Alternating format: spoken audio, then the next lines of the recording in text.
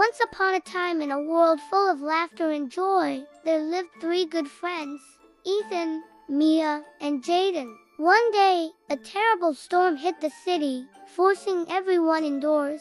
Ethan, Mia, and Jayden were playing in Ethan's attic when they saw a dusty old wooden box hidden in the corner. It seemed like it had been waiting for them. On top of the box was a small golden key and a tiny folded note. Only those who are smart and kind and brave may enter. Can you solve the puzzles to find your way back? The note read. Excited by the mystery, the kids decided to open the box. As soon as they did, a bright flash of light filled the room, and when it faded, they realized they were inside the box. The attic was gone, and they were now standing in a huge room filled with oversized toys, floating jigsaw puzzles, and a giant roundabout that looked like a merry-go-round. In the distance, they could see a door, but they had no idea how to get there. "Where are we?" Mia asked, her eyes wide with wonder. "I think we're inside the Enchanted Playroom," Ethan said, holding up the note. "Oh, so we have to solve puzzles to leave?"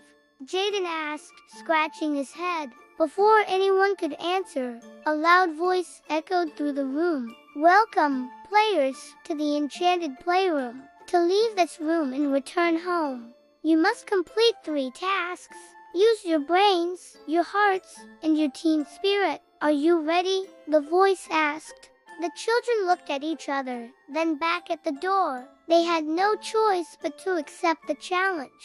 As they started their adventure, the floor beneath them transformed into a giant glowing cube. 3 doors appeared on each side, labeled 1, 2, and 3. On the cube, a large question mark glowed brightly. "That must be our first puzzle," Ethan said. "But what does it mean?" Jayden tilted his head as he tried to figure out the answer. What do you have that others use more than you?" The children thought hard, turning the question over in their minds. "Your voice," Mia suddenly said. The moment her words left her mouth, the cube dinged and turned green, revealing a secret passage behind it. The children gasped as they stepped into the opening, which closed behind them. They found themselves in a dark corridor decorated with shimmering stars that twinkled just like real ones. At the end of the corridor, a heavy wooden door blocked their path. In the center of the door was a keyhole that matched the shape of the golden key they brought with them. "That's our first clue," Ethan said, handing the key to Jayden. He inserted it into the lock and turned it. With a creak, the door swung open, revealing a staircase spiraling downwards. The children held their breath and started their descent. When they reached the bottom, they found themselves in a room that looked like a giant board game come to life. Rolling dice, colorful blocks, and cards with funny faces adorned the walls. In the center of the room sat a worn leather armchair. On the back of it, a small label read, "Take a seat and tell a tale." When the children approached the chair, a friendly teddy bear sitting on it began to speak. "Welcome, players. Only the kindest player will get the key to move forward. So let's begin. Mia, it's your turn." The teddy bear looked at Mia with twinkling eyes. "Why is it important to share?"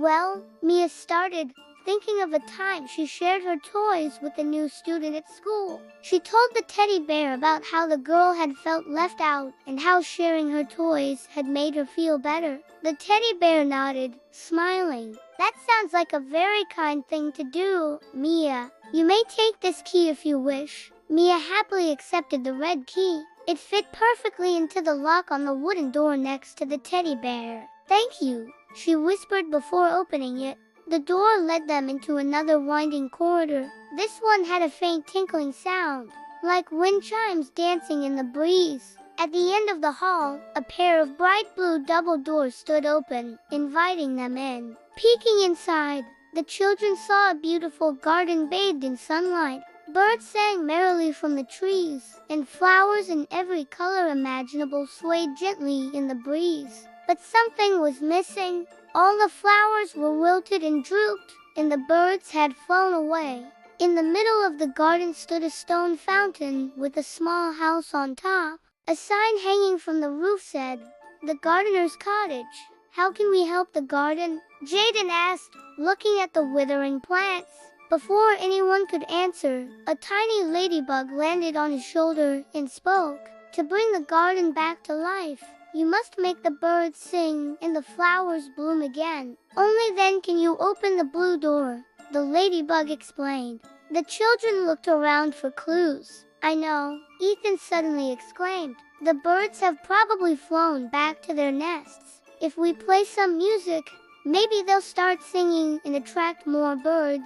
Jayden ran to the cottage and grabbed a small guitar resting against the wall. Meanwhile, Mia picked up a watering can and followed Ethan as he walked into the garden and started playing a cheerful tune. As the music filled the air, the flowers perked up, and sure enough, more birds began to fly in and join the song. Soon, the garden was alive with the sound of music and the children's laughter. The fountain in the center bubbled happily. The ladybug smiled. The garden is beautiful now. You may open the blue door. The children thanked her and walked towards the door, pushing it open and stepping through together. On the other side, they found themselves in a large room filled with giant blocks, toy trains, and rocking horses. In the center was a huge maze made entirely of building blocks. This must be the last puzzle, Ethan said. It looks complicated, Jayden admitted. We'll never find the exit. Just then, a wise-looking owl wearing spectacles perched on a nearby block. Hoot, hoot, to pass the maze, you must build a path to the center, but it won't be easy. You'll need to work together and trust each other, the owl hooted. The children looked at each other. I have an idea, Ethan said. We should lead each other blindfolded. Good thinking, Ethan, Mia said. Then I'll go first. Jayden, you can lead me. Jayden nodded. Carefully, Mia stepped into the center of the maze and placed a block in front of her. She closed her eyes, and Ethan guided her. 1 block forward, 2 blocks to the right, he whispered. After a few moments, Mia reached out and placed a block in front of her. She opened her eyes. Okay, my turn, she said. Taking Ethan's hand, Jayden closed his eyes and listened to Mia's instructions. 3 blocks straight, 1 block to the left, 2 blocks down, she said. Finally, Jayden called out, I'm here, placing the final block in the center of the maze. The walls shimmered and disappeared, revealing a glowing portal in the center. That's our way out, Mia exclaimed. Hand in hand, the children stepped through the portal and found themselves back in Ethan's attic.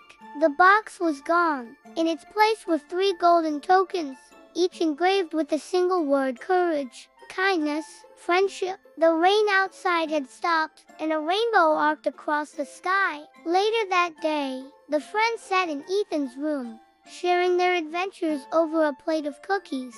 It was scary, but also exciting, Jayden said. I'm glad we helped the garden and the birds, Mia added. Me too, Ethan agreed, and I'm glad we're such good friends. The 3 friends smiled, realizing that their bond had grown even stronger. If you liked the story, don't forget to give us a thumbs up and click on the subscribe button so you don't miss any of our magical adventures. Also, click the bell button to receive all our new stories. And until next time, keep believing in the magic of friendship and adventures. Thank you for watching, and bye.